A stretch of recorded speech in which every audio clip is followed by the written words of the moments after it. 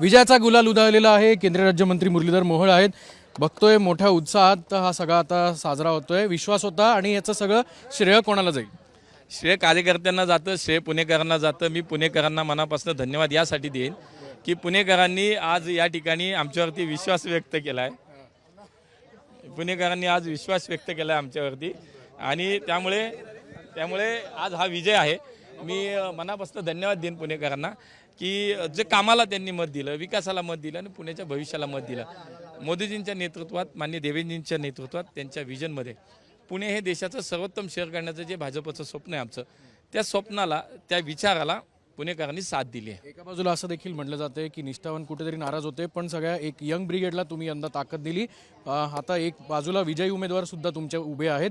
असेच काही अनेक तरुण भाजपचे यंदा विजयी झालेले दिसतात। निश्चितपणे मी म्हणालो, तुम्ही म्हणाला की कोणाला श्रेय द्याल, तर मी माझ्या पक्षातल्या प्रत्येक कार्यकर्त्याला याचं श्रेय देतो। विशेष करून तुम्ही पाहिलं असेल की आमच्याकडे जवळपास 2000पेक्षा अधिक इच्छुकांचे अर्ज होते। आम्ही सगळ्यांना संधी नाही देऊ शकलो। 165 पैकी आम्ही केवळ 2000 पैकी केवळ 165 लोकांना संधी देऊ शकलो। पण हे वैशिष्ट्य भारतीय जनता पार्टीचं, इथल्या कार्यकर्ता त्याच्यावर घडलेला, तो ज्या संस्कारातून घडतो त्या संस्कारामध्ये की त्यांनी हा विचार केला की मला नाही निवडणूक लढता येत, मला नाही उमेदवार, पण माझा पक्ष, माझं चिन्ह कमळ आहे, माझं भाजप चिन्ह आहे, भाजप पक्ष आहे, माझं चिन्ह कमळ आहे।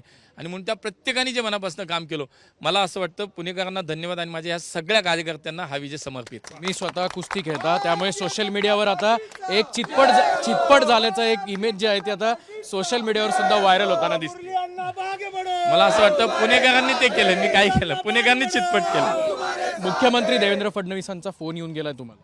आत्ताच माननीय देवेंद्रजींचा फोन आला आणि त्यांनी सर्वच कार्यकर्त्यांचं अभिनंदन केलं, त्यांनी शुभेच्छा दिल्या। पण मी त्यांना उलट म्हणलं तुमचं अभिनंदन का, तर ते आमच्यासाठी या राज्याचे नेते आहेत, ते आमचे प्रेरणास्रोत आहेत।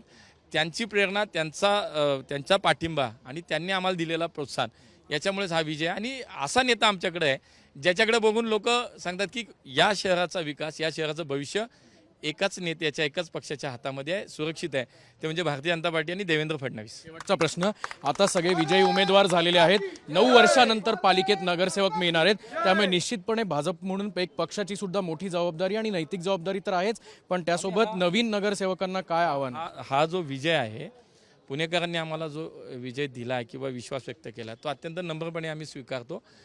त्याच्यामध्ये त्याला आम्ही जबाबदारी म्हणून स्वीकारतो। आम्ही पहिलेही सांगितलं की आम्ही कुठलीही निवडणूक ज्यावेळेस लढवायची तेव्हा आम्ही हे सांगतो की आम्हाला निवडणूक जिंकायची आहे, आम्हाला सत्तेत यायचं, ती सत्ता गाजवायला, सत्ता राबवायला नाही यायचं, आम्हाला जनसेवा करायची, आम्हाला लोकसेवा करायची, शेवटच्या माणसाला मुख्य प्रवाहात आम्हाला आणायचं, या शहराचा विकास करायचा, पुण्याला देशातील सर्वोत्तम शहर आम्हाला करायचं। आम्ही आज हा विजय जबाबदारी म्हणून स्वीकारतो। त्यामुळे नवीन आणि जुने, तरुण, उच्चशिक्षित सगळ्या प्रकारचे तुम्हाला आमचे लोक निवडून जे आले, सगळ्या प्रकारचं तुम्हाला वेगवेगळं पण त्याच्यामध्ये दिसेल। आणि म्हणून हे मिश्रण खूप चांगलं आहे आणि निश्चितपणे प्रत्येक नगरसेवक आमचा जो आहे हा पुण्याच्या विकासासाठी, लोकांच्या सेवेसाठी आणि शेवटच्या माणसासाठी काम करेल, हा विश्वास आहे। आपण बघू शकतो की मुरलीधर मोहोळ यांना आता त्यांचे कार्यकर्ते जे आहेत ते भेटण्यासाठी आलेले आहेत। गुलालाची उधळण होताना दिसते आणि विजयाची खरं तर ही जबाबदारी आहे आणि येत्या काळात सगळ्या नगरसेवकांना हाच विश्वास घेऊन पुण्याचं एक नवीन विजन तयार करण्याचा विश्वास सुद्धा मुरलीधर मोहोळ यांनी दिलाय। कॅमेरामन सुमित भोसलेसह अक्षय बडवे, साम टीव्ही न्यूज, पुणे।